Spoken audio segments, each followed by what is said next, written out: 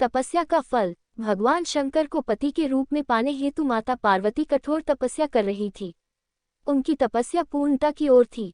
एक समय वह भगवान के चिंतन में ध्यान मग्न बैठी थी। उसी समय उन्हें एक बालक के डूबने की चीख सुनाई दी। माता तुरंत उठकर वहां पहुंची। उन्होंने देखा एक मगरमच्छ बालक को पानी के भीतर खींच रहा है।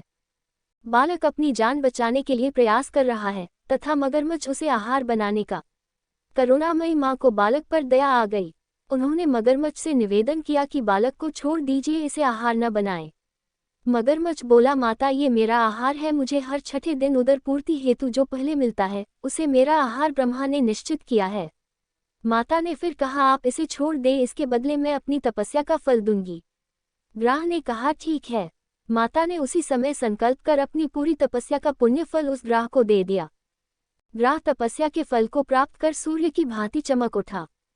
उसकी बुद्धि भी शुद्ध हो गई।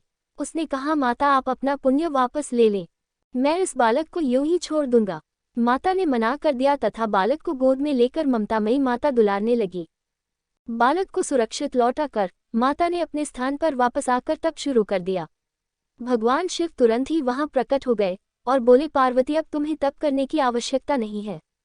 हर प्राणी में मेरा ही वास है। तुमने उस ग्राह को तप का फल दिया, वह मुझे ही प्राप्त हुआ, अतः तुम्हारा तप फल अनंत गुना हो गया। तुमने करुणावश द्रवित होकर किसी प्राणी की रक्षा की, अतः मैं तुम पर प्रसन्न हूँ तथा तुम्हें पत्नी रूप में स्वीकार करता हूँ।